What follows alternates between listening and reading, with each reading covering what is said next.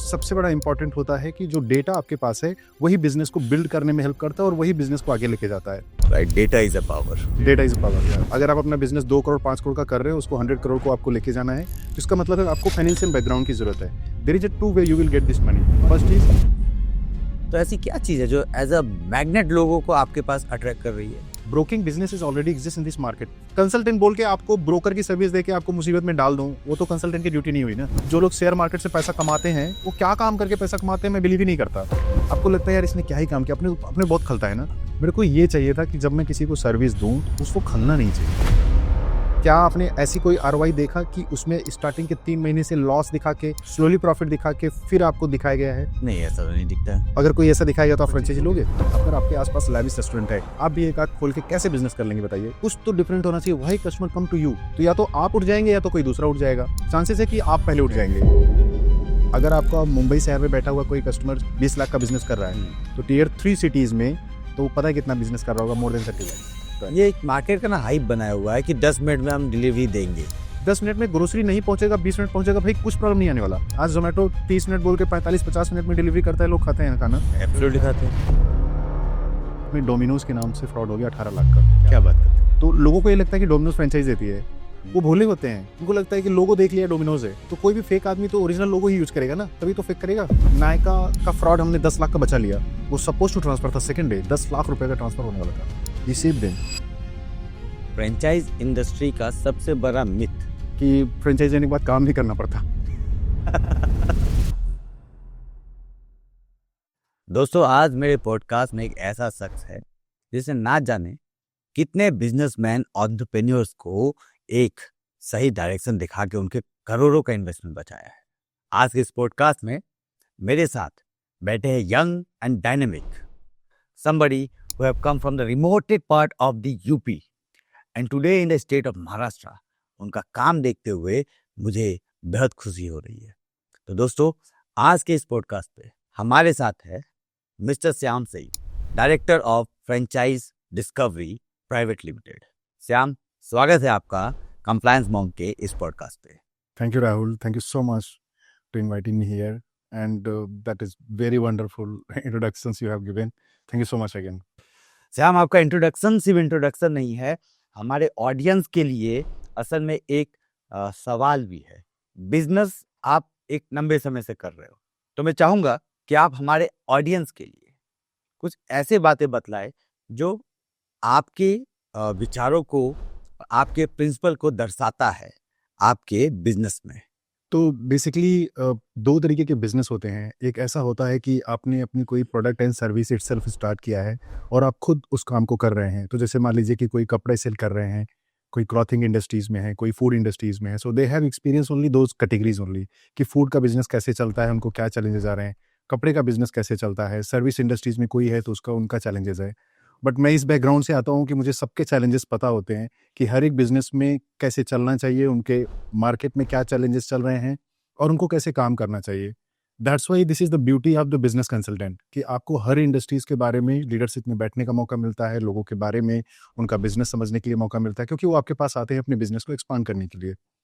Similarly way में franchise discovery we are as a franchising consultant, जहाँ पे बड़े बड़े ब्रांड्स आते हैं, उनके बिजनेसेस को हम एक्सपांड करते हैं क्योंकि लोग उसमें पैसा इन्वेस्ट करते हैं। तो पैसा इन्वेस्ट करने से पहले आपको ये जानना होता है कि एक्चुअली उनका बिजनेस कितना परफॉर्मिंग है, कितना बिजनेस जनरेट कर रहा है, उनका किस लोकेशन पे काम करता है, कैसे चलता है, सारी सप्लाई चेन कैसे है, ऑडिट्स कैसे करते हैं, मंथली कितना उनका रेवेन्यू जनरेट होता है, सेल्स कितना होता है, रिकरिंग रेवेन्यू कितना है, कस्टमर रिटेंशन रेट कितना है। ये सब तमाम डेटा के बारे में आपको पता लगता है, जिसकी वजह से एक छोटे छोटे एक्सपीरियंस को जोड़ते हुए आपके पास ऐसा एक्सपीरियंस हो जाता है जहां पे आप किसी भी पर्सन्स को बेहतर तरीके से गाइड कर पाते हैं, क्योंकि अब आप डेटा के बेस पे उनके साथ बात करते हैं। क्योंकि सबसे बड़ा इंपॉर्टेंट होता है कि जो डेटा आपके पास है वही बिजनेस को बिल्ड करने में हेल्प करता है और वही बिजनेस को आगे लेके जाता है। सो मेरा ये मोमेंटम है, मेरा ये मानना है कि सब कुछ काम कीजिए लेकिन डेटा को 1% भी नजरअंदाज मत कीजिए, उसके बिहाफ, उसके एनालिटिक्स के बेस पे ही आप आगे काम कीजिए। So this is the beauty of different working as a business consultant in the franchising industries. Right, data is a power. Data is a power यार, राइट, और जो डेटा को समझ लेगा वो डेफिनेटली बिजनेस के किसी भी क्षेत्र में आगे बढ़ सकता है। Shyam, what inspire you to get into franchise industry, ये एक ऐसा इंडस्ट्री है आमतौर पे लोग सोचते नहीं है। तो सबसे पहले मैं ये पूछूंगा कि फ्रेंचाइज का मतलब क्या है, और आखिरकार क्या ऐसा चीज था जो आपको मोटिवेट करता है किया टुवर्ड दिस फ्रेंचाइज इंडस्ट्री। तो राहुल, कैसा है कि जब भी मैंने अपना करियर स्टार्ट किया, so I was working in the India Mart International Limited. और उसके बाद में I join one of this company as a cofounder, PNS technologies private limited. Later on जब भी मैंने उसमें काम करना चालू किया, तो मुझे मैं I was working as a marketing consultant, जहाँ पे बिजनेसेस आपके 2 करोड़, 5 करोड़, 10 करोड़ हो रहे हैं, कैसे उसको 50, 100, 150 करोड़ लेके जा सकते हैं। सो उसके बारे में रिसर्च करना, डेटा बनाना, और आपको प्रॉपरली कंसल्टिंग देना कि आप इतनी चीज़ों को चेंजेस कीजिए और ये मार्केटिंग टैक्टिक्स यूज़ कीजिए, you will be grow that. उस टाइम पे काम करते हुए हमें बहुत सारे ऐसे ब्रांड के साथ में हमारी मुलाकात होती थी जो कि फ्रेंचाइजिंग बिजनेस में काम करते थे। तो उन पे उनका एक सबसे बड़ा ये रिक्वायरमेंट आता था कि यार, my business is on the franchising circles, तो अगर मैं अपना फ्रेंचाइजिंग बढ़ाता हूँ, so that is my business, so how you can help me too. तो वो टाइम पे मैं मार्केटिंग में गाला जैसी बड़ी कंपनियों को भी हमने रिप्रेजेंट किया। बाद में जाने के बाद में रोसेटा ज्वेलर्स जैसी कंपनियों के साथ में हमने मीटिंग्स किया, how we can expand on that. So this is the things कि हाउ स्लोली मेरा एंगेजमेंट फ्रेंचाइजिंग इंडस्ट्रीज में बनना चालू हुआ वो टाइम पे, क्योंकि रिक्वायरमेंट फ्रेंचाइजिंग की बहुत जनरेट हो रही थी। और मैं लोगों को कंसल्ट कर रहा था कि आप अपने बिजनेस को फ्रेंचाइजी में कैसे बढ़ा सकते हैं, क्योंकि मेरा मार्केटिंग बैकग्राउंड था। मैं एक मार्केटिंग कंसल्टेंट था, तो मैं मार्केटिंग पॉइंट ऑफ व्यू को रखते हुए उनके बिजनेस को बता रहा था कि आप इस तरीके की स्ट्रेटजीज करेंगे तो आप फ्रेंचाइज बढ़ा सकते हैं। रही बात मैं फ्रेंचाइजी क्या होता है, क्या बिजनेस होता है, मैं उसका आंसर करता हूँ। फ्रेंचाइजी मतलब ये हो गया कि मैं आपको दो तरीके से एक्सप्लेन करता हूँ, वेरी इजी। अगर आपका एक बिजनेस है, आप उसको आगे बढ़ाना चाहते हैं, तो आपको बिजनेस बड़ा करने के लिए टीम की जरूरत तो होती है, लेकिन एक उससे भी बड़ी रिक्वायरमेंट होती है फाइनेंस। अगर आप अपना बिजनेस 2 करोड़, 5 करोड़ का कर रहे हैं, उसको 100 करोड़ को आपको लेके जाना है, तो इसका मतलब है आपको फाइनेंशियल बैकग्राउंड की जरूरत है। अभी आपने मार्केट सब कुछ अंडरस्टैंड कर लिया, कस्टमर्स भी अंडरस्टैंड कर लिया, यू नीड मनी। तो money, how will you get it that? There is a two way you will get this money. First is कि आपकी कंपनी के अंदर में कैपिटल इन्वेस्टर्स आते हैं, एंजल इन्वेस्टर्स आते हैं, पैसा इन्वेस्ट करते हैं। Directly indirectly you get the money, और फिर आप अपने बिजनेस को आगे बढ़ाते हैं। Secondary thing is this franchising, जहां पे आपको अपनी इक्विटी भी डाइल्यूट नहीं करनी पड़ती है। बाकी जगहों पे कोई भी इन्वेस्टर्स आएगा, आपको इक्विटी डाइल्यूट करनी पड़ेगी।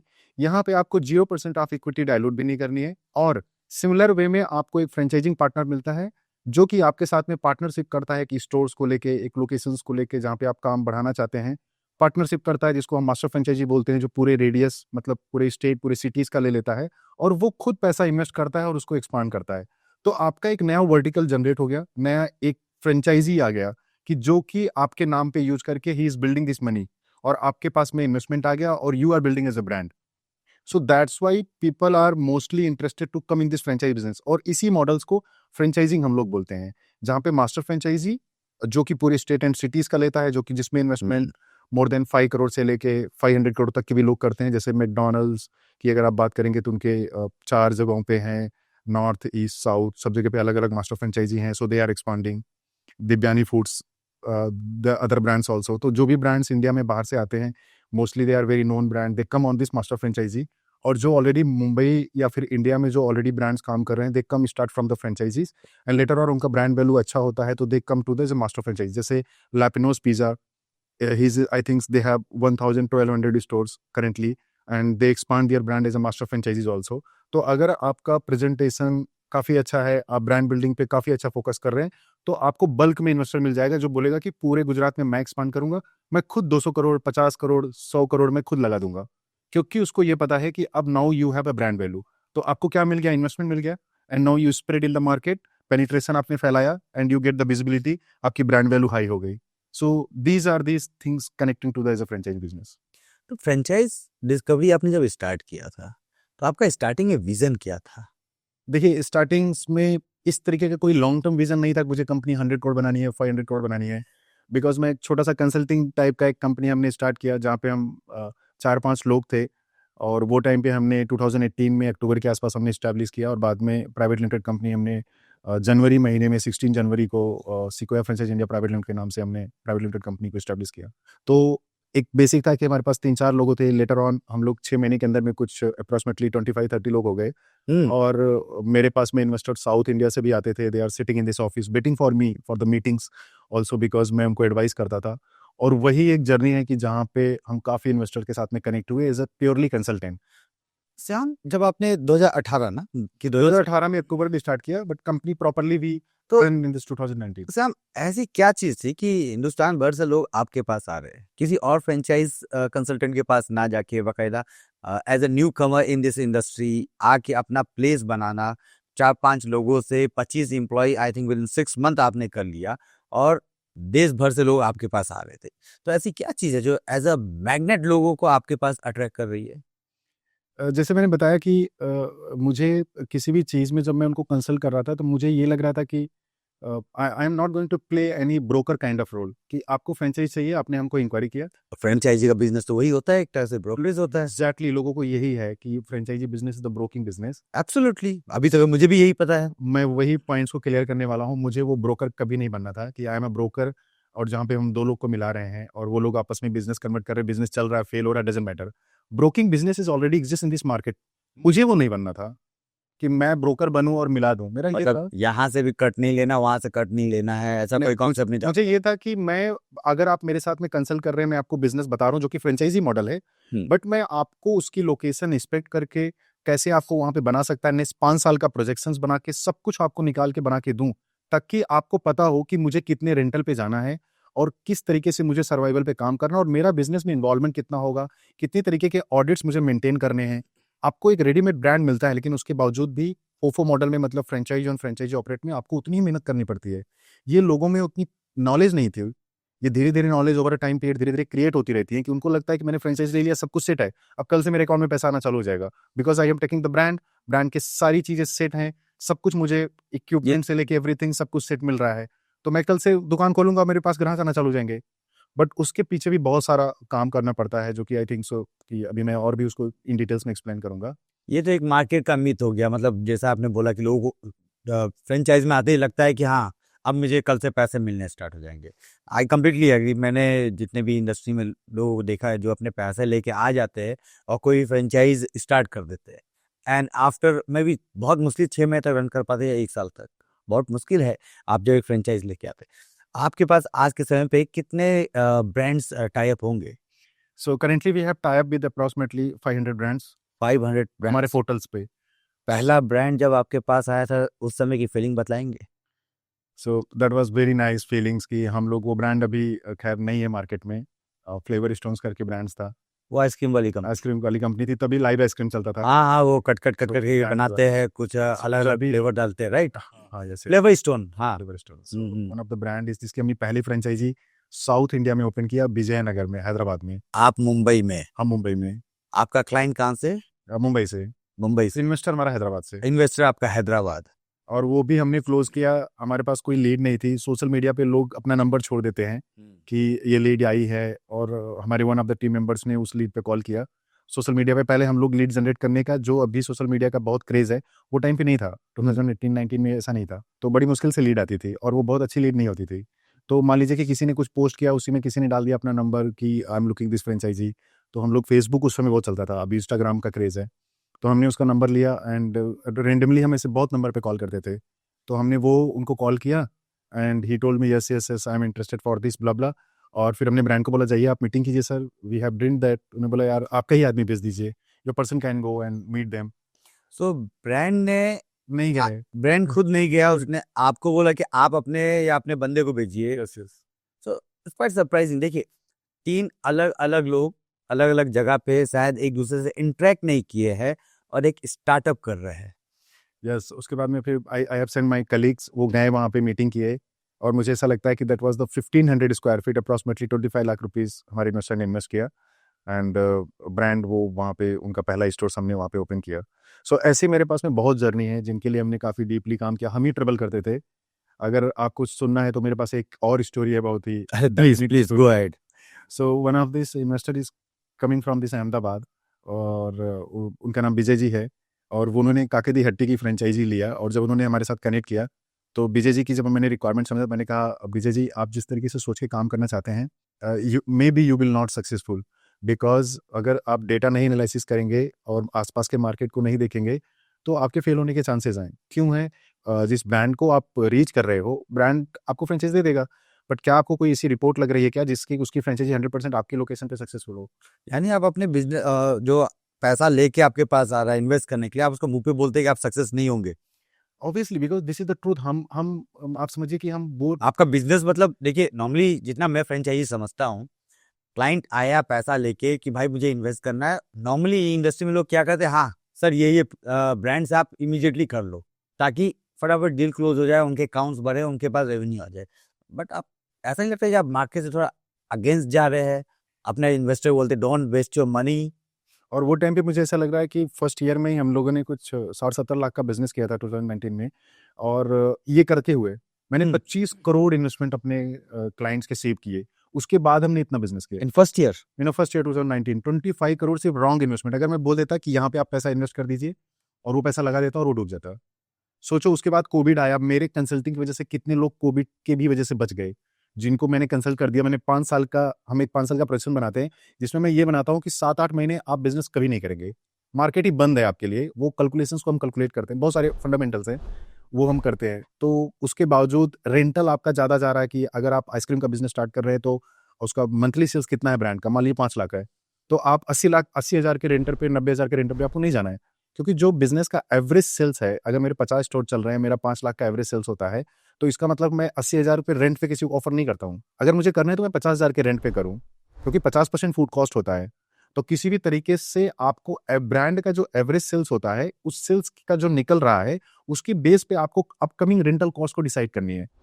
अगर कोई भी 100 ब्रांड रन कर रहा है, मतलब 100 स्टोर्स अगर वो रन कर रहे हैं, तो इसका मतलब ये हो गया कि 2 से 3 या 4 स्टोर ऐसे होंगे जो बियॉन्ड बिजनेस जनरेट कर रहे होंगे। जैसे फॉर एग्जांपल 5 लाख का एवरेज सेल्स महीने का आ रहा है, तो 2, 4, 5 ऐसे होंगे जो 10, 12, 15 कर रहे होंगे। बट बाकी एवरेज सेल्स ही करेंगे। कोई 6 करेगा, तो कोई 4 करेगा, कोई 5 करेगा, एवरेज 5 लाख का ही आने वाला है। ये आपको पहले समझना होता है जब आप फ्रेंचाइजी लेने जा रहे हैं, क्योंकि आप भी तो उसी बिजनेस के कल्चर्स में आप भी तो इन्वॉल्व होने जा रहे हैं ना। तो आपकी लोकेशन जब 100 में 4 लोकेशन ऐसी हाई परफॉर्म हो रही है, तो क्या ऐसा रीजन है कि आपकी लोकेशन 10 लाख का बिजनेस जनरेट करेगी? चांसेस हो सकते हैं। अगर आप एवरेज पे जाओगे तो आपको कोई प्रॉब्लम नहीं आएगी ना। You better understanding this market.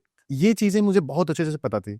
जो उस टाइम पे जब मैं प्रोजेक्शन बनाता था, तो वो लोग 80,000 90,000 रेंट बोलते थे, वो प्रोजेक्शन में फेल हो जाता था। मैं बोलता था नहीं सर मत जाइए। जैसे ही अच्छा, वो टाइम पे मुझे कोविड नहीं पता था कोविड आएगा। मुझे ये पता था कि आपके 2 कंपटीटर जरूर आ जाएंगे। तो अगर एक मार्केट है उसमें 5 लोग ऑलरेडी सेम बिजनेस कर रहे हैं, तो ये मान के चलिए कि आगे 2 लोग और आएंगे तो नीचे से 2 लोग बंद भी हो जाएंगे। क्योंकि मार्केट क्या है कि अपनी कैपेसिटी में 5 लोग अच्छे से लोगों को खाना खिला रहे हैं, अपनी फूड सर्विस दे रहे हैं या कपड़ा सेल कर रहे हैं, जो भी चीजें हैं। 6-7 इसलिए आ जाते हैं क्योंकि क्या होता है कि 25 से 30% अगर आप एक बेहतरीन ब्रांड है तो आप अपने एग्जिस्टिंग जो स्टोर्स हैं उसका बिजनेस ले सकते हैं। तो आप सर्वाइवल हो जाएंगे, क्योंकि उसका 25% का बिजनेस, 20% का बिजनेस आप तोड़ रहे हैं, बाकी आप न्यू कस्टमर जनरेट करेंगे। बट अगर मार्केट की कैपेसिटी ही नहीं है तो कैसे करेंगे? तो या तो आप उठ जाएंगे या तो कोई दूसरा उठ जाएगा। अगर आपने बना लिया, चांसेस है कि आप पहले उठ जाएंगे, क्योंकि पहले के लोग ऑलरेडी स्टेब्लिश है। ये समझना बहुत इंपॉर्टेंट होता था। तो इसके लिए भी अगर आप आ रहे हैं तो उसमें क्या करना चाहिए मैं वो बताता था, क्योंकि मुझे पता है ना मैं फेल क्यों हो सकता हूँ। तो मुझे सक्सेस होने के रीजंस मिलने के लिए चांसेस हाई हो गए हैं, कैसे कर सकता हूँ। तो जब मैं विजय जी की स्टोरी बताता हूँ, जब मैंने विजय जी का हैदराबाद में वो रेस्टोरेंट ओपन कर रहे थे, 60 लाख लगा रहे थे, सॉरी अहमदाबाद में 60 लाख रुपए इन्वेस्ट कर रहे थे। तो जब मैंने वो रिपोर्ट देखी, मैंने कहा आसपास यार 2-2, 3-3 करोड़ रुपया इन्वेस्ट करके रेस्टोरेंट बने, इतने लेविश रेस्टोरेंट बने, ये तो टिकेंगे ही नहीं 2 मिनट में। इतने हाईटेक रेस्टोरेंट्स वहां पे बने, तो इनके पास लोग क्यों जाएंगे? तब मैंने इनको कॉल लिया, मैंने कहा सर या तो बैक ऑफ आउट हो जाइए या तो 50 लाख और डालिए। बोले क्यों, क्या हुआ? मैंने बोला ये रिपोर्ट आई है and it's not good to move, आपका पैसा हो। तो उन्होंने 1.25 करोड़ इन्वेस्ट किया और ब्रांड ने वैसा कभी कोई इंटीरियर नहीं बनाया था। वो हमने डिसाइड किया कि एकदम लैविश इंटीरियर होना चाहिए, एकदम डिफरेंट मॉड्यूल होना चाहिए, और उन्होंने, इन्वेस्टर ने सारी चीजें वो किया। तो 1.25 करोड़ का इन्वेस्टमेंट हो गया जो 50 लाख से जा रहा था। And you can not believe Rahul, with in 6 month से वो टॉप 5 रेस्टोरेंट्स में आया, और उसने विद इन सेकंड मंथ से मोर देन 20-25-30 लाख का बिजनेस सेकंड थर्ड मंथ से स्टार्ट कर लिया, जो कि उस ब्रांड के प्रोजेक्शंस में वो 12-15वां या फिर 2-3 साल बाद के प्रोजेक्शन था उसका। यानी कि ना केवल आप ब्रांड एंड इन्वेस्टमेंट का टाई अप करवाते, आप उसके फर्दर प्लान ऑफ एक्शंस पे भी इन्वॉल्व होते हैं, इंटीरियर डिजाइन तक पे ध्यान दे रहे हो कि आपके क्लाइंट का इंटीरियर कैसा होना चाहिए, ऑब्वियसली, लोकेशन क्या होना चाहिए। क्योंकि राहुल, आप बिजनेस को बिजनेस की तरीके से सोचो। अगर मेरे आसपास अभी आप एक रेस्टोरेंट खोल रहे हैं, अगर आपके आसपास लेविश रेस्टोरेंट है, आप भी एक आध खोल के कैसे बिजनेस कर लेंगे बताइए? कुछ तो डिफरेंट होना चाहिए, वही कस्टमर कम टू यू। और अहमदाबाद जैसी जगहों पे, वहां पे तो इस तरीके के खाने पीने की चीजें बहुत ज्यादा हैं। सो दैट वाज, मैंने उनको उसी पॉइंट, और दूसरा प्रॉब्लम सुनिए, थर्ड फ्लोर, ग्राउंड फ्लोर पे रेस्टोरेंट लोग चला नहीं सकते, और वहाँ थर्ड फ्लोर की बात हो रही है। हाँ, ये भी एक अच्छी पॉइंट है। तो हमने, हमारी टीम ने 3 दिन वहां पे रुके रहे, 3 दिन तक एक एक रेकी किया हमने, अंडरस्टैंडिंग किया जैसे पुलिस वाले किसी का नहीं करते हैं रे की अंडरस्टैंडिंग की यार जा रहा है यहाँ से वहाँ, वो तरीके से हमने कि कस्टमर कहाँ जा रहा है, कब आ रहा है, क्या नहीं आ रहा है, ये पूरा रिपोर्ट निकाला। And he was very happy with my reports. और सुनिए, ये सर्विस उस समय हम बिल्डअप कर रहे थे, तो ये हम फ्री में दे रहे थे इन्वेस्टर को। मेरे एक क्या बात कर रहे हैं, फ्री में? फ्री में था। हम ब्रांड से सर्विस चार्ज ले रहे थे, लेकिन ब्रांड लोकेशन इंस्पेक्शन का कोई पैसा नहीं दे रहा था। That was the broking amount जो आप कह रहे हैं कि बिजनेस क्लोज होने के बाद मिलता है, that was he was paying that. But ये सर्विस मैं फ्री में दे रहा था, इसीलिए क्योंकि उनको पता ही नहीं है कि ये मुझे नीड भी है सर्विस की। मैं नहीं दूंगा तो उनका पैसा डूब जाएगा, और मैं उसको दूंगा तो मैं मार्केट बना सकता हूँ, अवेयरनेस क्रिएट कर सकता हूँ, जो कि मेरा विजन था। मैं ये जो काम करने जा रहा हूँ एज अ कंसल्टेंट का मतलब क्या हुआ कि आपको मैं मुसीबत से बाहर निकालूं, राइट। कंसल्टेंट बोल के आपको ब्रोकर की सर्विस देके आपको मुसीबत में डाल दूं, वो तो कंसल्टेंट की ड्यूटी नहीं हुई ना। क्योंकि मैं अकेले था, सब कुछ मैं डिसीजन ले सकता था, मेरे ऊपर कोई ऐसे कंट्रोल करने वाला पर्सन नहीं था, तो फ्रीली मैं मेरी टीम के साथ काम कर रहे थे। Means your business is your client business. Yes, मैं अभी भी वही मानता हूँ। अभी भी मेरा टुडे भी वही है कि my client is growing, I am automatically growing. I absolutely. Care my client only. और मेरे क्लाइंट यहाँ पे ब्रांड और इन्वेस्टर्स दोनों हैं। So I care both of you, जितना ज़्यादा हो सकता है। फ्री में एडवाइस देना, वीडियोस बनाना, सारी चीज़ें करना, जहाँ तक हम रीच कर सकते हैं कर रहे हैं। हमने इसके अकॉर्डिंगली फिर बाद में बहुत सारा टेक्नोलॉजीज वगैरह भी इसके अकॉर्डिंगली हमने डेवलप किया, बहुत काम किया। जहाँ तक मुझे मालूम है, फ्रेंचाइज वर्ल्ड में टेक्नोलॉजी मतलब ईमेल हो गया, राइट, या फिर बहुत ज़्यादा कोई ऐप हो गया। आप ऐसा क्या लेके आ रहे हो टेक्नोलॉजी में? सो मैं एक्चुअली ला चुका हूँ, अच्छा। Already I did that. तो क्या हुआ कि 2019 में जैसे मैंने बताया कि हमने जब बिजनेस स्टार्ट किया और हमने ब्रांड को लिस्टिंग करना चालू किया, तो मुझे ये बात पता था क्योंकि आप कंसल्टेंट हैं, तो अगर कोई भी इन्वेस्टर आपके पास आएगा तो एक दो ब्रांड से आप उसको सर्विस नहीं दे पाएंगे ना, बिकॉज उसका डिफरेंट रिक्वायरमेंट है। उसकी रिक्वायरमेंट देने के लिए आपके पास में थोड़े से ब्रांड होने चाहिए। तो मेरा ये मानना था कि 100-150 ब्रांड है, हर कैटेगरी में अच्छे ब्रांड आपने रखे हैं, तो दैट इज इनफ। और वो हिमेनेस था। तो बट हमारी वेबसाइट पे ट्रैफिक आना चालू हो गया, हमारी इंक्वायरी और बढ़ गई। तो मुझे ये लगा यार कि इतनी ज़्यादा इंक्वायरीज हमारे पास आ रही थी कि हमें ये लगा कि यार क्योंकि हम इसको मैनुअली तो कैटर ही नहीं कर पाएंगे। आज मेरे पास में इतनी इंक्वायरी है, फ्यूचर में ये मुझे पर डे पे 500 इंक्वायरीज आएगी, तो मैं इसको मैनुअली कैसे कैटर करूंगा, कितनी बड़ी टीम बैठाऊंगा। अच्छा, तब एआई का जमाना भी नहीं था कि एआई आ रहा है, ये सब चीज़ें कुछ भी नहीं थी। तो हम तो यही समझ रहे थे कि जो हमको टेक्नोलॉजी पता थी उस समय शायद एआई बैकएंड में बहुत स्पीडली बन रहा था, बट उसका एडवर्टाइज नहीं हुआ था कि something is AI, people are using, you are already aware. 2018-19 में कौन सा एआई था। तो ये चीजें हमको समझ में आ रहा था। मुझे ये समझ में आ रहा था कि यार हम इसको ऑटोमेटेड कैसे करें। सो फॉर एग्जांपल्स कि जिनको नीड है भी है, मतलब सम हाउस की you don't require the consultant ना, आप you are a smart person, you know everything, so directly you can go connect. क्योंकि मैंने 1 साल तक फ्री कंसल्टिंग दिया लोगों को, मैंने एक पैसा नहीं लिया, सर्वाइव कैसे किए श्याम सिंह आप? Because I was taking money from the brand. Okay, सिर्फ ब्रांड से आप, मतलब इन्वेस्टर से आप पैसे नहीं लेते थे, नहीं, ब्रांड से ही? हम ब्रांड से लेते थे, जो वन वो भी साइड। ब्रांड वही पैसा हमको देता था जो दूसरे कंसल्टेंट को देता था या दूसरे ब्रोकर को देता था, वही पैसे रेट मुझे पे ही देते थे। आपने काम किया? हाँ, ये हम अपने ही पैसे के खर्चे पे सारा काम करते थे। हर चीज़ें हम अपनी जगह से ही करते थे, अपने पैसे लगे, क्योंकि ये कोई करता ही नहीं था। तो किसी को करना पड़ेगा, तो आपको बताना पड़ेगा ना, मार्केट बनाना पड़ेगा। तो काइंड ऑफ एक न्यू कैटेगरी क्रिएशन आप समझिए कि हम उस टाइम पे कर रहे थे। तो हाँ। वो हमने पूरे साल किया, बट हमें ये समझ में आ गया और हमारे पास इतनी रिक्वायर्ड थी, यू कैन नॉट बिलीव कि मैं अपने कॉन्फ्रेंस रूम में रहता था, इन्वेस्टर मेरा वेट करते रहते थे। मैं शायद सुबह जाता था, मैं 8-8 घंटे कॉन्फ्रेंस रूम में ही रहता था। किसी के साथ मीटिंग नहीं हो रही है उस कॉन्फ्रेंस रूम में। मैं चार्ट, पेपर, डेटा एनालिसिस करके बैठ रहा हूँ कि उसका बिज़नेस क्यों चलेगा, उसका फाइनेंशियल एनालिसिस कर रहा हूँ, चीज़ें डिटेल्स में समझ रहा हूँ। यही सब चीज़ों पे मैं काम करता था। मेरे क्लाइंट्स आते थे, वो आधा 1 घंटा मीटिंग करके चले जाते थे, मैं उनके पीछे 4 घंटे बिज़ी रहता था। मेरी टीम ऐसा उस टाइम पे सिचुएशन था कि माई टीम इज़ ट्रैवलिंग, और मैं पूछता था कि there is one of where is the this is boy? तो पता लगा नहीं sir, he is not here, he is in Hyderabad. क्योंकि फ्रेंचाइजिंग इंडस्ट्रीज में फर्स्ट ईयर में इस तरीके का टीम बनाना और बिजनेस करना, प्रॉफिट कमाना, that was not very easy job, और कंसल्टिंग में specially. So only things because we are giving the services, तो हमारे पास काम की कमी नहीं थी, जो काम होता है ना वो कमी नहीं थी। So that was we build up that. लेकिन से हम बिजनेस में देखो चैलेंज तो आता है बहुत। तो ऐसा कौन सा चैलेंज रहा है जिसने फ्रेंचाइज डिस्कवरी को कम्प्लीटली बदल के रख दिया? मतलब फ्रेंचाइज डिस्कवरी 2018 का और फ्रेंचाइज डिस्कवरी 2026 का, दोनों में क्या अंतर होगा? यस यस, बहुत ही डिफरेंट हुआ, क्योंकि जब हम वैसे मैंने बताया कि आफ्टर 2019 हमने कोविड से पहले ही हमने डिक्लेयर कर दिया था, डिसीजन ले लिया था कि हम टेक्नोलॉजी बेस्ड कंपनी बनाएंगे।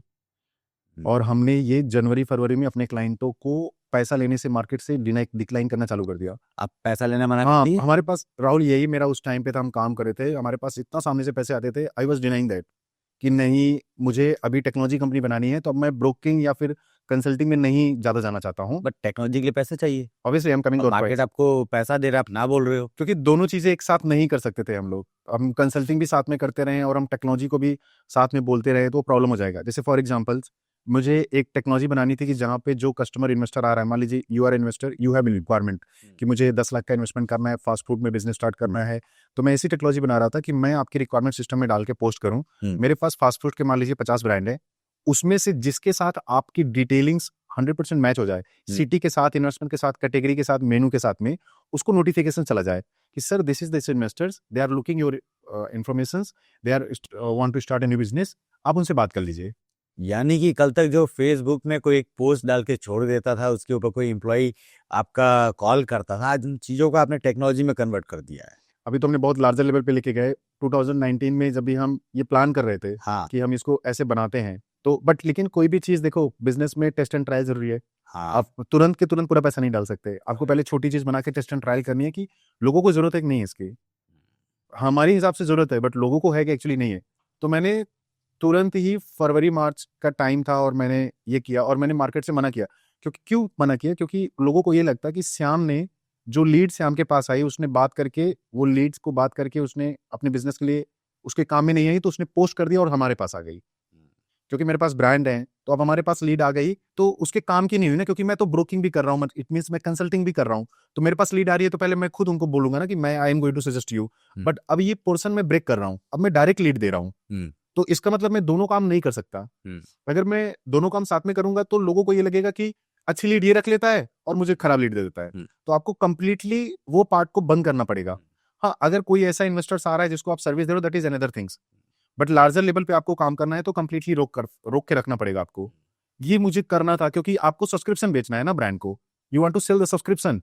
जैसे आप इंस्टाग्राम पे 10,000 रुपया डालते हो, लीड जनरेट कर लेते हैं, हाँ, ऐसे हम सब्सक्रिप्शन मॉडल बना रहे थे कि आप हमको 10,000 रुपया दीजिए और आपको उसके अकॉर्डिंगली वेरीफाइड आपकी इंडस्ट्रीज की लीड मिलेगी। तो we are building a portal like that, किसको बोलते हैं, जैसे India Mart, Trade India, alibaba.com, these are the business portal ना, जहाँ पे आपको कुछ भी चीज खरीदना होता है और वहां पे जाके आप इंक्वायरी पोस्ट कर देते हैं। बायर एंड सेलर के बायर एंड सेलर, तो मेरे भी बायर एंड सेलर में फ्रेंचाइजिंग और ब्रांड दोनों हैं, एक दूसरे के साथ काम करते हैं, so we can distribute the leads them, तो by the technology.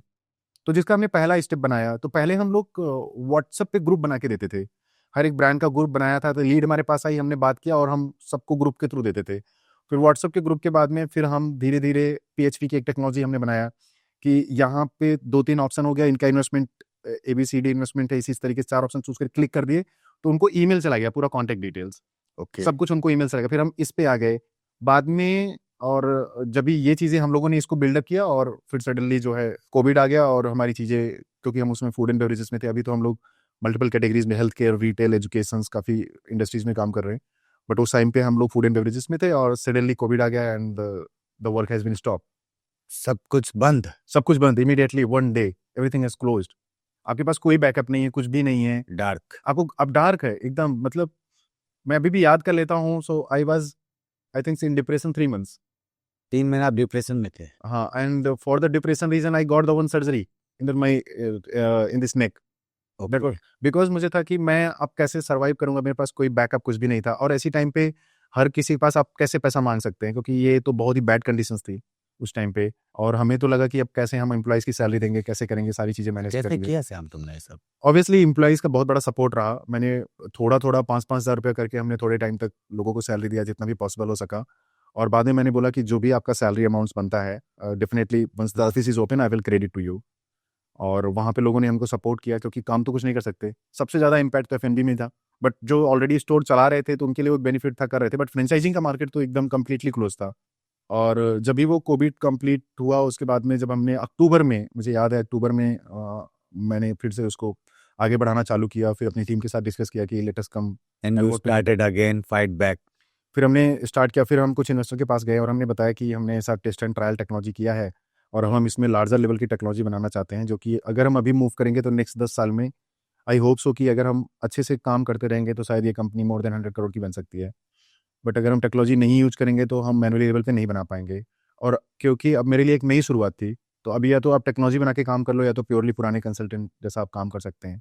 So I was trying that कि let's you get the hope from the market, someone can be पे टू यू कि हाँ यार चलो आप बनाओ, एंड इन्वेस्टमेंट आपने इन्वेस्टमेंट मैंने रेज किया और जैसे ही पैसा लगा के टीम चालू किया तुरंत सेकंड कोविड।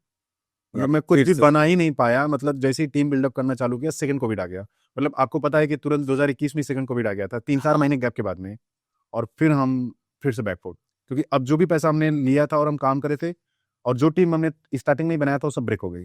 यानी जर्नी जो आपने 2018 में स्टार्ट किया, पहला ब्रेक, फर्स्ट कोविड, फिर दूसरा ब्रेक, अगेन 2 टाइम सेटबैक, वापस श्याम सिंह कैसे खड़ा हुआ? बिकॉज ऑफ आई थिंक्स कि मेरे यहाँ पे तो सबसे बड़ा फाइनेंशियल मेरे इन्वेस्टर का सपोर्ट रहा है। He believe to me. मैंने उनसे कहा कि सर हो सकता है कि मैं ये कंपनी 100 करोड़ की नहीं बना पाऊंगा, बट आपका जो लिया हूँ उसका तो मैं दोगुना वापस कर दूंगा। ऐसे नहीं तो मैं डिफरेंट तरीके से कर दूंगा, बट एक स्कोप मुझे दिख रहा है कि I can make it build a good company. और टीम का भी सपोर्ट है। उसमें टीम काफ़ी ब्रेक हो चुकी थी, मुझे न्यूली टीम पे काम करना पड़ रहा था। और क्योंकि बार बार टीम ब्रेक हो रही है ना, आपको हर लोग दोबारा नहीं मिल सकते हैं, बिकॉज उनका भी ये है, इकोनॉमिकल कंडीशंस डाउन हो जाती है, वो चले जाते हैं, दूसरे लोग आते हैं, सारी प्रॉब्लम्स झेलनी पड़ती हैं, तो आपको टीम पे भी दोबारा काम करना पड़ जाता है। और ये टाइम पे आई वॉज फुल्ली प्रिपेयर्ड कि अब मैं एक टेक्नोलॉजिकल टीम बनाऊंगा बड़ी लेवल की। मतलब जो बंदा 50 लाख की नौकरी कर रहा है, जो बंदा 45 लाख रुपए की नौकरी कर रहा है, वो मेरे मेंबर्स होंगे और वो मेरे लिए काम करेंगे, तभी मैं इसको बड़ा बना पाऊंगा। सो दैट वाज बिगेस्ट चैलेंजेस। इसका मतलब है कि अगर मैं ऐसी टीम बना के काम करता हूँ तो अप्रॉक्सिमेटली 10 to 15 करोड़ का फंड रेज करना पड़ेगा और you have to build a team. और ये बट आप इसको 2 करोड़ में कैसे कर सकते हैं, ये आपके लिए सबसे बड़ा चैलेंज था। को जो काम आपको मार्केट में 15 करोड़ का होगा वो आपको 2 करोड़ में करना है। How will do that? क्योंकि इससे ज़्यादा कोई भी इस तरीके की टेक्नोलॉजीज में इमीडिएटली कोई 15 करोड़ का आपको फंड नहीं मिल सकता है, क्योंकि ये कोई प्रूवन मॉडल नहीं है कि मैं कोई फैक्ट्री डाल रहा हूँ, मैं कपड़ा बनाने जा रहा हूँ, मैं फूड की बहुत बड़ी प्रोसेसिंग फैक्ट्री डाल रहा हूँ, उसमें सबको पता है कि इसमें ग्रोथ है। This type of the technology company की जो सक्सेसफुल ग्रोथ होती है वो 102% है राहुल। बाकी सब में तो हो सकता है कि 15 से 20% है, you can go and make you successful. इसमें तो लेस देन 1% की सक्सेस होती है। और making a portal and everything, subscription model बेचना, this is already very difficult things. ये फ्रेंचाइज इंडस्ट्री में सब्सक्रिप्शन मॉडल नहीं है। किसी के पास नहीं, किसी कोई बनाना ही इतना डिफिकल्ट टास्क है कि जो कंपनी 30 साल से काम कर रही है वो भी नहीं बना सकती। इसको बनाना एंड बिल्डअप करना ही बहुत डिफरेंट है, क्योंकि जो पैसा आपको ऑलरेडी इतना अच्छे से ब्रोकिंग से और ये कनेक्ट करा के आपको मिल रहा है, आप क्यों इतना सब कुछ करना चाहेंगे? Right, but I believe your investor actually invested on your vision. मेरे ऊपर आप बोल लीजिए। हाँ, ऑफ कोर्स योर विजन, मतलब आप ही के ऊपर वो ट्रस्ट पाना अपने इन्वेस्टर का इट्स नॉट इजी। अच्छा, हम देखो, कई सारे बिजनेस आपने स्टार्ट किए होंगे इस थ्रू आउट जर्नी में। अपना तो आप चला ही रहे हो, कई एंटरप्रेन्योर्स आपके साथ कनेक्ट हुए। कंप्लायंस एक बहुत बड़ा चिंता का विषय रहा है हर एक एंटरप्रेन्योर बिजनेसमैन के लिए। तो वहाँ पर आप किस तरह का मॉड्यूल अपनाते हो, किस तरह की स्ट्रेटजी अपनाते हो कि आपके जो बिजनेस पार्टनर्स है, ब्रांड्स एंड इन्वेस्टर्स है, उनको चैलेंज नहीं हो? कंप्लायंस मैं सबसे ज़्यादा इंपॉर्टेंट मानता हूँ। मैं सबसे पहले मैं अपनी कंपनी में कंप्लायंस बहुत अच्छे तरीके से मेंटेन करता हूँ। अगर मेरे यहाँ कोई भी अभी रिसेंटली इट्स हैपन, क्योंकि मेरी तो इतनी बड़ी टीम नहीं है अभी फिलहाल, बट समटाइम्स इट्स हैपन कि वन ऑफ द मतलब लेडी, मतलब एक गर्ल थी, वो शादीशुदा थी, वो प्रेग्नेंट हो गई। और फिर जो कंप्लायंस में 6 महीने 8 महीने का जो होता है, वो सब मैंने मेटर्निटी लीव्स वगैरह एवरीथिंग सब कुछ हमने किया। बाद में हमने ये भी बोला कि अगर वन ऑफ द एम्प्लॉइज़ मेरा 3 साल पुराना हो गया है, जो कि ये कंप्लायंस के रूल्स नहीं है, ये मेरे हैं कि 3 साल पुराने हो गए और अगर आप शादी कर रहे हो, चाहे लड़का है लड़की है, तो हम 1 लाख रुपया हमारी तरफ से आपको मिलेगा। अरे वेरी ये भी वी ऑलरेडी डिड दैट। जो भी हमारे पुराने एम्प्लॉइज़ थे, काम कर रहे थे, हम उनके साथ में ऑलरेडी हमने काम किया। और जो बेसिक है कि जैसे आपकी कंपनी में पीएफ्स होने चाहिए, ये सब सारी चीज़ें हैं। और जो पीएफ और ये चीज़ें, कुछ तो ये बहुत अवेयरनेस वाली चीज़ें हैं, बट जो छोटी-छोटी चीज़ें हैं, जो छुट्टियाँ उनको चाहिए होती हैं, जो दे सेलिब्रेट विद द फैमिली, क्योंकि मेरा ऐसा मानना है कि वो आपके साथ अपनी ज़िंदगी का 50% गुज़ार रहा है। Who is working with you, they are spending 50% life with you. मतलब वो 8 से 9 घंटा आपके साथ गुज़ार रहा है, तो आप समझ सकते हैं कि उसकी लाइफ में आप कितने इंपॉर्टेंट हैं। करेक्ट। उसके सुख-दुःख में भी आपको उतना ही समझना पड़ेगा। तो कंप्लायंस जो गवर्नमेंट ने बनाया है, जो सर्विसेज़, अगर आप उसको उतनी ही सर्विसेज़ डिलीवर कर दो, अपनी मर्ज़ी से 1 पैसा भी मत दो, एक ज़्यादा भी कुछ मत करो, लेकिन कंप्लायंस भी आप अच्छे से डिलीवर कर दो, तो भी वो एम्प्लॉयी आपको कभी छोड़ के नहीं जाएगा। आप उसको हैरेस करना बिल्कुल मत चाहो कि आप उसको हैरेस करो। जो बेसिक सर्विसेज़ गवर्नमेंट ने दी हैं, बस आपको उसको डिलीवर करनी है। अच्छा, आपको गवर्नमेंट ने वो कैपेबिलिटीज़ भी दी है कंप्लायंस के थ्रू कि भैया आप 20 के ऊपर हो, 50 के ऊपर हो, तो ये चीज़ें लागू होती है, आप 500 के ऊपर हो, तो ये चीज़ें लागू होती हैं, आप 1000 के ऊपर हो, तो आपको इस तरीके की सर्विसेज़ फ़ॉलो करनी होती हैं, वो भी सब है। तो अगर आपके पास 1000-500 एम्प्लॉयी काम कर रहे हैं, तो you are well person, you can pay to your employees, then why not? क्यों उसका पैसा काटना? अभी इतनी सारी प्रॉब्लम्स आ रही हैं।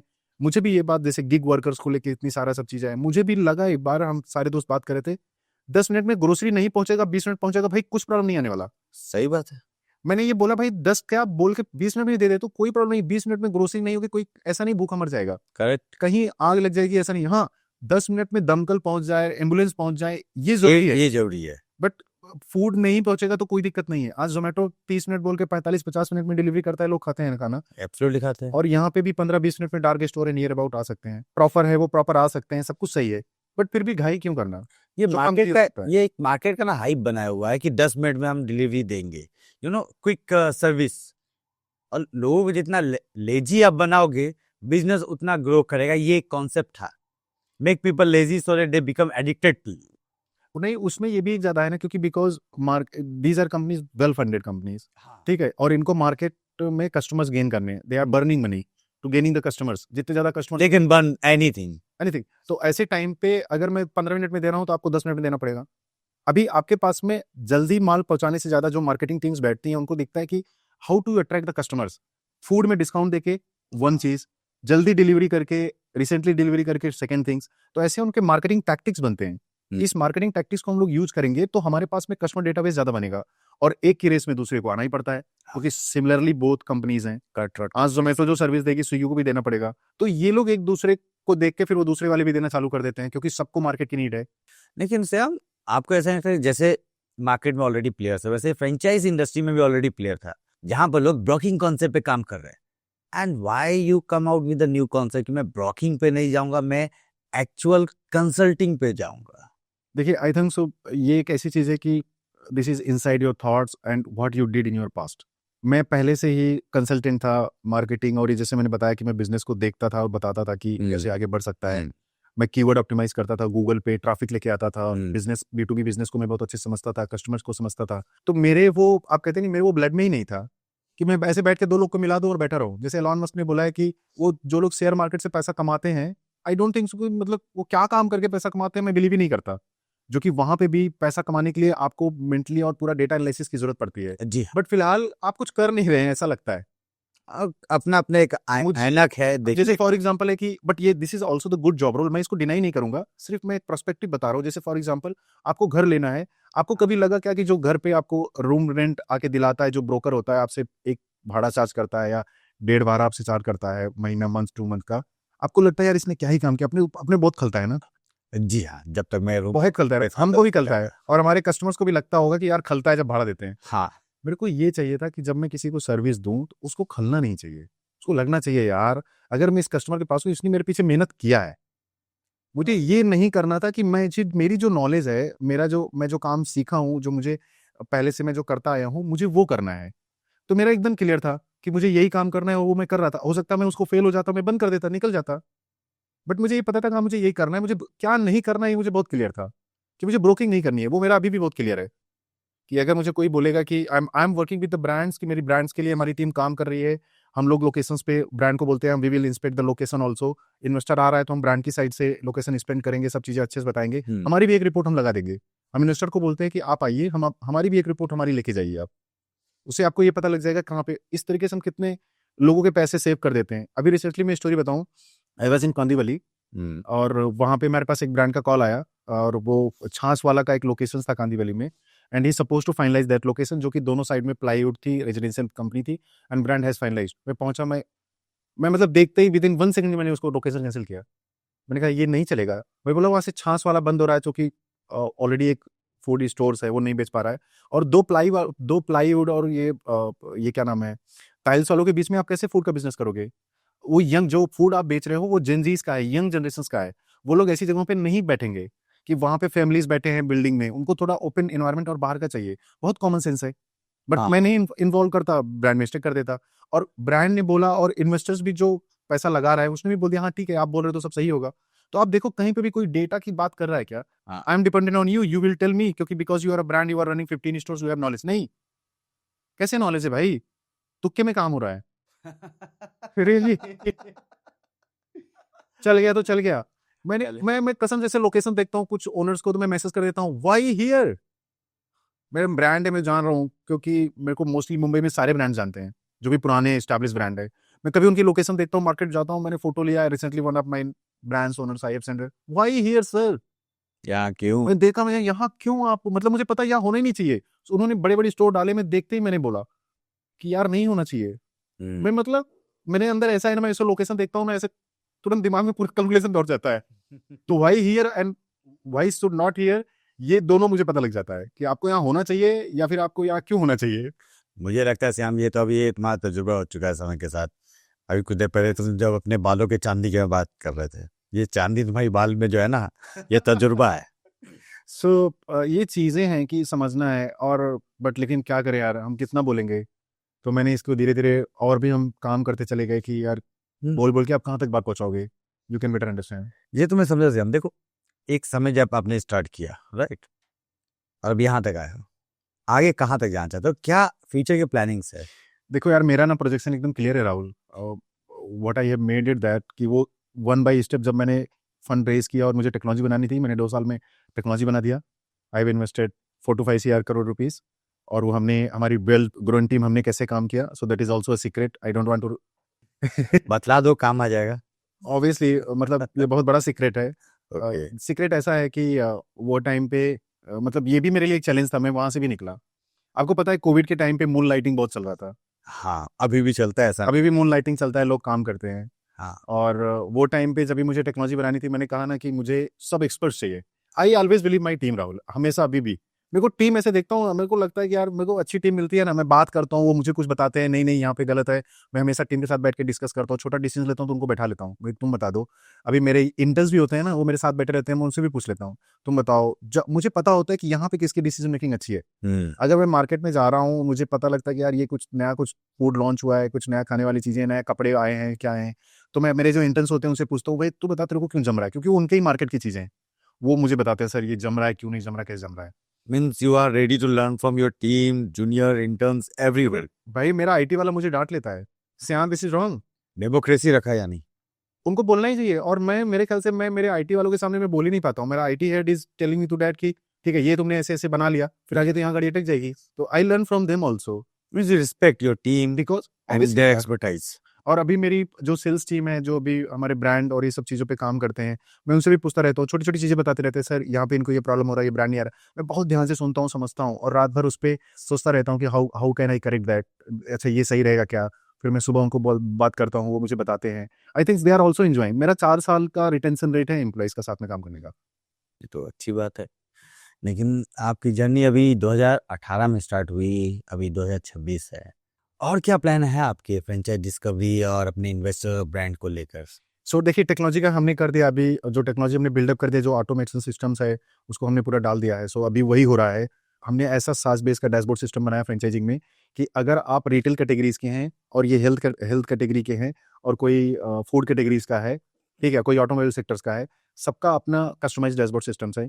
अगर आपको ऑटोमोबाइल के बारे में बात करना है, आपको उसकी इंक्वायरीज की बात करनी है, तो ऑटोमोबाइल्स को वो दिखेगा, वो फूड वाले को नहीं दिखेगा। ठीक है। जो फूड वाले को दिख रहा है वो कपड़े वाले को नहीं दिखेगा। सब बाइफरकेशन है। दूसरा, और हमने इसमें इनसाइड जाके काम किया कि आपको 10 लाख की ज़रूरत है तो आपको 20 लाख का पैसा नहीं दिखेगा। आपको 10 लाख की ज़रूरत है तो आप 10 लाख वाला देखिए ना, 20 लाख वाला 20 लाख वाले को दिखेगा। मतलब वो तो एक्स्ट्रा स्ट्रोलिंग, जैसे विंडो शॉपिंग करते हैं लड़कियां कि 10 गए चुनरी खरीदने, सैंडल देखे, सब कुछ।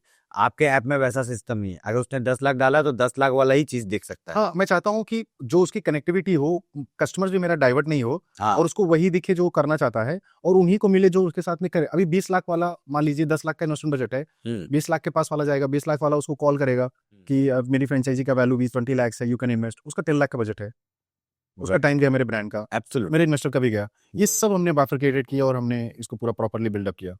तो ये पूरा हमने बना दिया, और हमारा 2026 में एग्जीबिशंस वगैरह का हमारा सब स्टार्ट होना था। That is already proceed. हमारा 28 फरवरी को इवेंट पुणे हयात होटल में हमारा हो रहा है, और ऐसे हम कुछ 7 to 8 इवेंट्स और 1 or 2 बड़े एक्सपोज हम लोग करने वाले हैं। ये हमारा 26 का प्रोजेक्शंस था, and I am working on it. फैब में आपका पुणे में एक्सपो है, राइट? दिस इज इवेंट है, 1 डे इवेंट है 28 को हयात होटल में।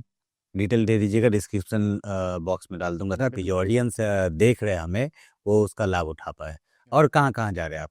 ऐसे इस तरीके से दिल्ली है, मुंबई है, साउथ इंडिया की हमारी कुछ सिटीज़ हैं, पटना वगैरह भी हैं। तो हम टियर 2 टियर 1 सिटीज़ में हमारी टीम काफ़ी क्लोजली मॉनिटर करके डेटा रिलीज कर रही है कि अभी हम यहाँ पे जा रहे हैं, सब डेटा एनालिसिस करी कहाँ पे ज़्यादा डिमांड हो सकती है, so they are working on it. Right. तो जब हम टियर 1, 2, 3 सिटीज़ के बारे में बात करते हैं, तो ऑलरेडी देखिए मेट्रो सिटीज़ एक डेवलप्ड सिटी है, यहाँ पर पैसे की कमी नहीं, लोग इन्वेस्ट कर सकते हैं। आपका विचार रूरल एरिया के बारे में क्या है, या फिर टियर 2 सिटीज़ एंड 3 सिटीज़ के बारे में कैसा है? वहाँ पर business opportunity for franchise point of view से आपको कैसा दिखता है?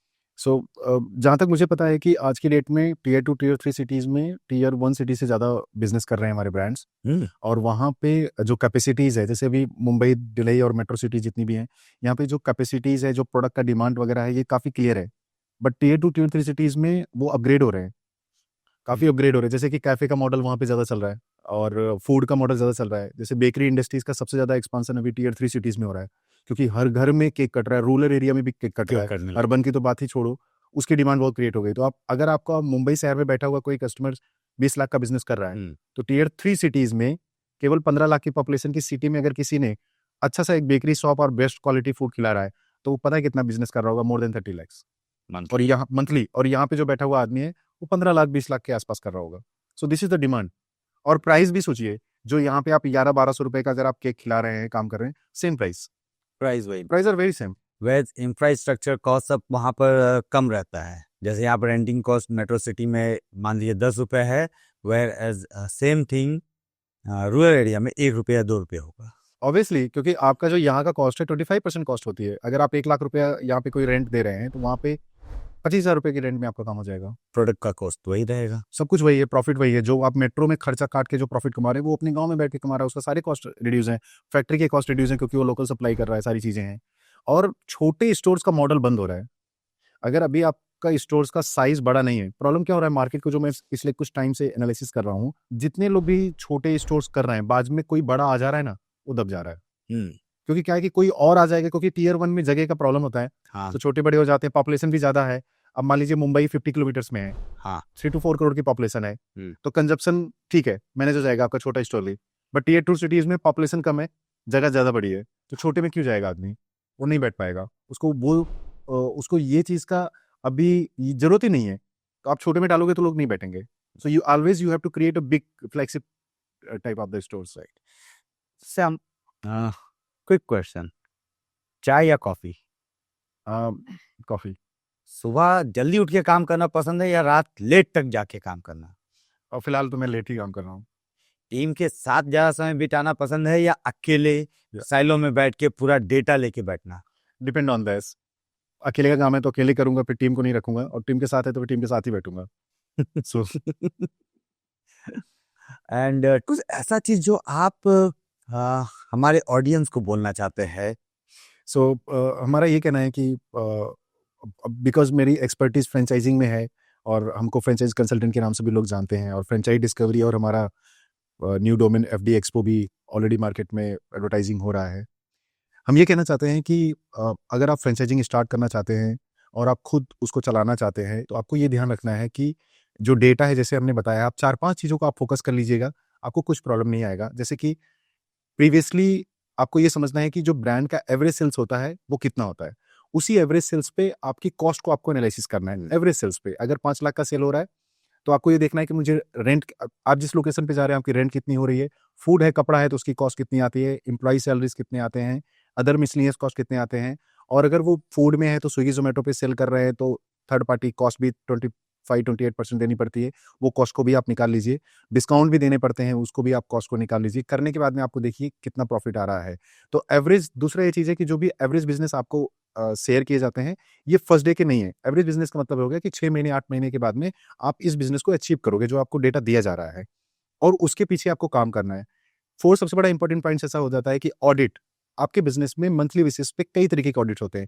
एक आपका कस्टमर्स ऑडिट होता है, आपका प्रोडक्ट्स एंड स्टॉक्स आपका ऑडिट्स होता है, और तीसरी ये चीज़ है कि जो वहाँ पे लोग काम कर रहे हैं उनका भी एक ऑडिट्स होता है, कि वो किस तरीके से परफॉर्म कर रहे हैं, उनको अच्छा लग रहा है कि नहीं लग रहा है, वो भी चीज़ें उनसे पूछना। और इसके अगर आप सब साइड अगर आप देखने जाएंगे, तो अप्रॉक्सीमेटली छोटी-छोटी चीज़ों को अगर आप देखेंगे, 25-30 टाइप्स के ऑडिट्स होते हैं, जो कि मेजर 3 कैटेगरीज में जाते हैं। इस पे आपको बहुत ध्यान देना है, क्योंकि जो बिज़नेस है, वो ऑपरेशनली तौर पे बिज़नेस फेल और सक्सेस होने के रीज़न होते हैं कि आपका उसका ऑपरेशनल कैसे आप उसको मैनेज कर रहे हैं। लोकेशन उतना मैटर नहीं करता है। वो केवल 15% से 20% मैटर करता है, लेकिन ऑपरेशनल मैनेजमेंट बहुत ज़्यादा मैनेज करता है कि आप ऑपरेशनल तौर पे उसको कैसे संभाल रहे हैं। और ये होना चाहिए कि जो बिज़नेस में इन्वॉल्वमेंट है, आपको समझना पड़ेगा कि मेरा इन्वॉल्वमेंट इसमें कितना होना चाहिए। अगर आपको पता है कि मेरा इतना इन्वॉल्वमेंट और इतनी मेहनत करनी है, तो ही मैं इस बिज़नेस को प्रॉपर्ली कर पाऊँगा, तो भी आप उसको जुड़िए। अदरवाइज़ कई तरीके के मॉडल हैं, आप इन्वेस्ट कर दीजिए, उनको चलाने दीजिए, आपके पास में अपना प्रॉफ़िट आता रहेगा। और या फिर दूसरे मॉडल्स में आप ओनरशिप ले लीजिए, कई तरीके के फोफो, फोको, फीको कई मॉडल हैं। मॉडल को समझ के आप उसमें जुड़िए, तो किसी भी तरीके का आपको प्रॉब्लम नहीं आएगा। और अगर आप किसी कंसल्टेंट के साथ में जुड़ के काम कर रहे हैं, तो ये देखिए कि कंसल्टेंट आपको क्या बेनिफिट्स दे रहा है।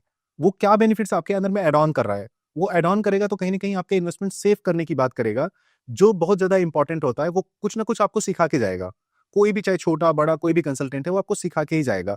तो अगर आप कोई बिज़नेस प्लान आउट कर रहे हैं, 15, 20,000, 50,000 अगर आपको कंसल्टिंग देना है, आप 20 लाख इन्वेस्ट भी कर रहे हैं, तो वो कुछ ना कुछ ऐड ऑन ही करेगा और आपको एक एक्स्ट्रा सपोर्ट मिलेगा कि कल को कुछ भी प्रॉब्लम्स आती है, तो कोई भी आपके साथ में खड़ा है। अदरवाइज़ 2 पार्टी आपस में बात करेंगे, तीसरा कोई सॉल्यूशन दे नहीं पाएगा। तो तीसरा रहेगा तो आपको बहुत हेल्प होती है। इसलिए कंसल्टेंट को ज़रूर इन्वॉल्व करिए, वो आपके लिए हमेशा एक बेहतर मूव होगा to stand any times to get this for future. अगर सब कुछ अच्छा रहा तो कोई बात नहीं, बट अगर कुछ नेगेटिव पॉइंट आता है तो आपके लिए बहुत इंपॉर्टेंट होता है। So these are few factors which you can analysis and you can go ahead. Everything is your. Thanks, Sam, for this piece of advice.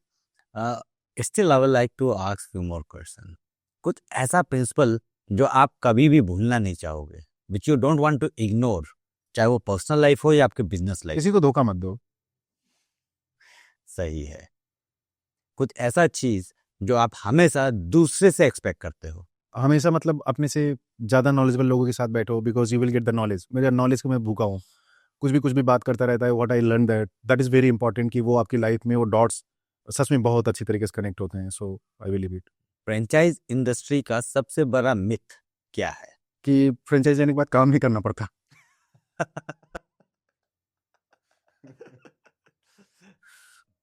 Shyam, जब हम बिजनेस के बारे में बात ही कर रहे हैं और जहां हम देखते हैं कि करोड़ों पैसे इस पे लगते हैं, तो यहाँ अक्सर कुछ स्कैम्स भी होते हैं जो आए दिन हम न्यूज में ही पढ़ते हैं। तो क्या सही है कि फ्रेंचाइज में स्कैम्स और फ्रॉड भी बड़े लेवल पे होता है? एग्जैक्टली ये एकदम सही बात कहा आपने। काफ़ी बड़े स्कैम्स होते हैं रिसेंटली। अभी तो कुछ पुराने स्कैम्स तो आपको पता है, जैसे इंदौर में 5-6 करोड़ का कुछ लड़कों ने मिलके स्कैम किया, फ्रेंचाइजी ऑफर करके किया। और काफ़ी टाइम पहले की बात है कि लोग काफ़ी तरीके की वेबसाइट्स रन करते हैं, जैसे कि मैकडॉनल्ड्स कंपनी है। मैकडॉनल्ड्स अभी बर्गर बेचती है, तो मैकडॉनल्ड्स फूड्स के इस तरीके से डोमेन वो क्रिएट करते हैं, हल्का सा यस और यस का डिफरेंस करते हैं और गूगल एड्स रन करते हैं। तो आप क्लिक करते हो और पूरे पिक्चर्स वो लोग यूज़ करते हैं and you apply for inquiries. आप जाओगे, बराबर उनका ऑफिस होगा, बढ़िया कोवर्किंग स्पेस में उनके ऑफिसेज होंगे, वहाँ पे सब बोर्ड वगैरह लगे होंगे, आप जान ही नहीं पाएंगे कि आप किसी ट्रैप में फंस रहे हैं। उन्होंने सिर्फ डोमेन का यस और ईएस का ही हल्का चेंजेस किया और आपको नहीं पता, प्रॉपर वही ईमेल आईडीज होगी, सब कुछ होगा, भेजेंगे। रिसेंटली अभी हमारे one of the Maratha investors हैं, महाराष्ट्र के ही हैं और पुणे में वो रहते हैं, और उनके साथ में डोमिनोज के नाम से फ्रॉड हो गया 18 लाख का। क्या बात करते हैं? उसमें मैंने अपने लिंक्डइन पोस्ट पे डाला है, I can show to you. LinkedIn post उसने सिर्फ एक स्पेलिंग का सिर्फ चेंज किया था, सिर्फ यस नहीं था, उसने यस लगा दिया था। एक सिर्फ सिंगल एक अल्फाज। सिंगल। अगर आप पूरा देखेंगे, जो डोमिनोज क्या है कि दिव्यानी फूड्स उनको मैनेज करती है, वहाँ पे वो नाम उन्होंने थोड़ा सा चेंज कर दिया और डोमेन में। और उसके बाद में सामने वाला जान पूरा लोगो वगैरह सब यूज करेंगे, प्रॉपर आपको इनवाइसिंग जा रहा, पेमेंट आ रहा है। और ये टाइम पे वो ग्रुप में जो लोग बनाते हैं ना, वो ऐसे टाइम पे कम से कम 50 इन्वेस्टर्स, 100 इन्वेस्टर्स को रीच करते हैं कि क्योंकि उनको फ्रॉड करना है ना, तो एक ही टाइम में वीक में पेमेंट आ जाए, जो भी एडवांस पेमेंट लेना होता है। तो जैसे कि किसी ने 18 लाख दिया, किसी ने 10 लाख दिया, किसी ने 5 लाख दिया, क्योंकि उनको पता है ना कि एक हफ्ते बाद में ये लोग सवाल पूछना चालू कर देंगे, आपको भागना पड़ेगा सब कुछ छोड़ के। तो ये तरीके के फ्रॉड्स बहुत होते हैं। तो लोगों को ये लगता है कि डोमिनोज फ्रेंचाइज देती है, लोगों को ये लगता है कि यार बर्गर किंग फ्रेंचाइज देती है, मैकडॉनल्ड्स फ्रेंचाइज देती है, बट ये लोग मास्टर फ्रेंचाइज में काम करते हैं। इनकी वेबसाइट में साफ साफ लिखा है कि अगर वो फ्रेंचाइज ऑफर कर रहे हैं तो कौन सी ईमेल आईडी पे करना है, बट उतनी बारीकी से कोई देखता भी नहीं है। अगर हम जैसे कंसल्टेंट उनको समझा भी दें कि सर ये लोग फ्रेंचाइज नहीं देते, तो उनको ये लगता है कि अरे यार इसका रीच नहीं है इसलिए ये बोल रहा है। मतलब वो आपको ही निगेटिव समझेंगे, वो आपको पॉजिटिव नहीं लेंगे। उनको लगेगा कि इसका रीच नहीं है, ये नहीं चाहता है कि उनका मिले, इसके पास जो ब्रांड होंगे उसको देना चाहता है। यानी जो इन्वेस्टर्स है उनको आप ये कहना चाहते हो कि हाँ, इन्वेस्ट करो लेकिन सावधानी बरतो। बहुत ज्यादा। बहुत आपको ज्यादा। उनको डोमेन, ईमेल्स, ब्रांड का, ये ब्रांड एग्जिट करता है कि नहीं करता है, ये डोमिनोज है रियल नहीं है, उनको नहीं पता होता है। वो भोले होते हैं, उनको लगता है कि लोगो देख लिया डोमिनोज है, तो कोई भी फेक आदमी तो ओरिजिनल लोगो ही यूज करेगा ना, तभी तो फेक करेगा। आपको दूसरी चीजें समझनी होती है जो हम लोग समझते हैं। अच्छा, हमें पता होता है मार्केट की पूरी हाल, कैसे कौन दे रहा है, कब दे रहा है, कहाँ से दे रहा है। जैसे नेचुरल फ्रेंचाइज नहीं देती है, उसने साफ साफ अपनी वेबसाइट में लिखा हुआ है। बट अगर कोई नेचुरल का कर दे, नायका का फ्रॉड हमने 10 लाख का बचा लिया, he was suppose to transfer the second day, one of my team member Harish, वो suppose to transfer by tomorrow, और उनका हरीश का कॉल आया, उन्होंने पूरा डिटेल बताया। अगेन वो डोमेन में हल्का चेंज था, उसको कस्टमर्स को क्या लगा कि हम उसको गुमराह कर रहे हैं, वो हमारी बात ही नहीं मान रहा था। फिर उसने नायका में बात करा के हमारी टीम ने उनको कंफर्म कराया कि सर ये नहीं देते हैं। वो सपोज टू ट्रांसफर था सेकंड डे, 10 लाख रुपए का ट्रांसफर होने वाला था, वी सेव देम, बट वो हम बाय डिफॉल्ट कनेक्ट हो गए। तो यानी जो भी इन्वेस्टर्स है, प्लीज आप जब इन्वेस्ट कर रहे हो, आपका पैसा है, आप सही माध्यम इस्तेमाल कीजिए। और कभी कोई डायरेक्ट नेम ब्रांड्स का आपके पास आता है तो उनके ऑफिशियल वेबसाइट पे विजिट कीजिए, उनके हेल्पलाइन नंबर को भी कनेक्ट कीजिए, और हो सके तो एक अच्छे फ्रेंचाइज कंसल्टेंट को कनेक्ट कीजिए, जैसे कि फ्रेंचाइज डिस्कवरी से mister Shyam Singh and his team. अच्छा श्याम, इन्वेस्टर को आखिर ऐसी क्या चीज अट्रैक्ट करती है कि वो किसी पर्टिकुलर ब्रांड पे इन्वेस्ट करे? सो सबसे ज्यादा उनको आरओआई अट्रैक्ट करता है, रिटर्न ऑन इन्वेस्टमेंट। ओके, उनको ऐसा लगता है कि जो दिख रहा है बस ये आ गया। टाइमलाइन कुछ ऐसा? सबका टाइमलाइन उसमें लिखा होता है, हाँ। But it's a paper. हाँ। रियलिटीज में 6 महीने तो ब्रेक इवन करने को लगते हैं। मैं बार बार बताता हूँ कि आरओआई इट्स पेपर वर्क है, जो कि लेटर ऑन स्टेज पे आप इसको अचीव करते हैं। तो जब बिजनेस आप स्टार्ट करते हैं, आप खुद सोचिए कि अगर आपने आज एक फ्रेंचाइजी लिया और उसका जो एवरेज सेल्स वैल्यू है मान लीजिए 10 लाख है, जो ब्रांड ऑलरेडी उसके पुराने जो स्टोर्स कर रहे हैं, आपको क्या लगता है कि ये 10 लाख पहुंचने के लिए, एक कॉमन आंसर है कि कितने टाइम लग जाएगा आपको ये 10 लाख रीच करने को? समय तो जाएगा, एक प्रॉपर 10-10 लाख तक पहुंचने के लिए मे बी 6 मंथ। ठीक है, और आरओआई जो आपके पास बना पड़ा है वो क्या है? वो फर्स्ट मंथ से 10 लाख दिखा रहा है। हाँ। तो इस मतलब है कि अगर मैं आपको 18 महीने में बोल रहा हूँ तो एक्चुअली कितने महीने में आएगा? हाँ, 6-7 महीने और ऐड कर दीजिए, और ऐड करो। क्योंकि वो तो इसमें दिख नहीं रहा है। भाई, क्या आपने ऐसी कोई आरओआई देखा कि उसमें स्टार्टिंग के 3 महीने से लॉस दिखा के, स्लोली प्रॉफिट दिखा के फिर आपको दिखाया गया है? नहीं ऐसा तो नहीं दिखता है। अगर कोई ऐसा दिखाएगा तो आप फ्रेंचाइजी लोगे? एकदम नहीं लूंगा। तो इससे कम्प्लीटली गेमिक एक गेम है, ये तो इल्यूजन है। ऑब्वियसली, क्योंकि अगर आप निगेटिव दिखा के किसी को तो पॉजिटिव नहीं कन्वर्ट करेंगे ना। दिस इज सेल्स टेक्निक्स, कि आपको दिखानी नहीं, बात नहीं करनी, हाँ सर इतने टाइम में आ जाएगा, वर्बल टॉक होगा, बट आप निगेटिव प्रेजेंट नहीं करेंगे। बट आप कंसल्टेंट क्या करेगा, वो आपको बताएगा ना कि सर 3 महीने तो आपको स्टेब्लिश होने में लगेगा, उसके बाद में आप you will start to earning, तो आरओआई आपका 24 महीने में आएगा, जो कि रियल में वही आता है। आफ्टर वो ले भी लेता है तो उसका वही आता है। राहुल, इसमें सबसे बड़ी प्रॉब्लम क्या है ना, जो रिटायरमेंट होके आते हैं ना, और उन्होंने 50 लाख करोड़ रुपए उन्होंने पाया है, और वो 20-30 लाख ऐसे ही लगा देते हैं, बस घाई घाई में। जरूरत ही नहीं घाई करने की, राइट। आराम से समझ के लगाओ। मैं खुद फ्रेंचाइजिंग कंसल्टेंट होके, मेरा कोर बिजनेस है, मैं फिर भी उनको बोलता हूँ कि घाई क्यों, सब चीजें प्रॉपर ले लीजिए, 2 दिन बाद स्टोर खुल जाएगा, कौन सा भागा जा रहा है जो बिजनेस हम लोग कर रहे हैं। राइट। तो ये चीजें समझना बहुत जरूरी है इन्वेस्टर्स को लेके। इन्वेस्टर को एक पेशेंस होना बहुत जरूरी है, ताकि वो अपना पैसा सही तरीके से इस्तेमाल कर सके, और रिटर्न ऑन इन्वेस्टमेंट ROI के कॉन्सेप्ट का को भी सही तरीके से समझना जरूरी है। इवन मेरा एक वीडियो है, मैंने बना के डाला हुआ था, जहाँ पे मैंने बताया था कि हर एक इंडस्ट्रीज का आरओआई कितने टाइम में आता है, उसका कितना वर्किंग कैपिटल लगता है, मतलब एवरीथिंग्स आर ओपन। उसको भी अगर वीडियो को आप देखने से, आपको फ्रेंचाइज लेना है, वो 15 मिनट का वीडियो है, आप उस वीडियो को देख लीजिए ना, मतलब आपका पूरा माइंडसेट क्लियर हो जाएगा कि मुझे कितने टाइम में कैसे पैसा आएगा, कैसे नहीं आएगा। ओके। सब कुछ क्लियर है, चाहे आप रिटेल में कपड़ा स्टार्ट करना चाहते हैं, फूड लेना चाहते हैं, लॉजिस्टिक बिजनेस करना चाहते हैं, कुछ भी बिजनेस करना चाहते हैं, फ्रेंचाइज से रिलेट करना चाहते हैं, आपको क्लियर कर देगा। सिर्फ 15 मिनट का वीडियो है। श्याम, जो हम फ्यूचर इवेंट्स के बारे में जब आपसे बात कर रहे हैं, तो मैं एक बात जानना चाहूँगा कि आपका जो अलग अलग इवेंट है, एक्सपो है, कुछ इवेंट्स है, जो सेमिनार है, तो इसमें डिफरेंस क्या है? जो ऑडियंस, जो डेलीगेट्स आपके डिफरेंट इवेंट्स को अटेंड करेंगे, तो किस तरह के इवेंट, किस तरह के ऑडियंस को अटेंड करना चाहिए? सो राहुल, इट्स अपॉर्चुनिटी जो कि कई तरीके से आपके सामने आती है। जैसे फर्स्ट थिंग हो गया कि जो इवेंट्स होते हैं, इवेंट्स ये 1 डे के होते हैं, ये 5 स्टार 4 स्टार 3 स्टार होटल में होते हैं, जहाँ पे आपके सामने वेल वेरीफाइड ब्रांड्स आते हैं और इन्वेस्टर आते हैं। एक दिन में 30 से 40 ब्रांड्स वहाँ पे होते हैं, आप उनके साथ पर्सनली मीटिंग करते हैं, ब्रांड के बारे में जानते हैं, उनकी पूरी इन्फॉर्मेशन आपको मिलती है। तो जो आपको लॉन्ग टर्म में ट्रेवल करना है, जाना है, मिलना है, डिटेलिंग्स के लिए आपको करना ही पड़ता है, आप बिजनेस करते हैं, वो आपके पास ही आपके सामने चल के आ रहे हैं। तो एक दिन में 40 ब्रांड के साथ में आप मिलते हैं, अपनी रिक्वायरमेंट को समझते हैं, तो ये आपके लिए डायरेक्ट टेबल मीटिंग हो गई ना, कि एक दिन में आप 40 लोग के साथ मीटिंग कर रहे हैं, अदरवाइज ये पूरे साल में नहीं कर सकते आप। करेक्ट।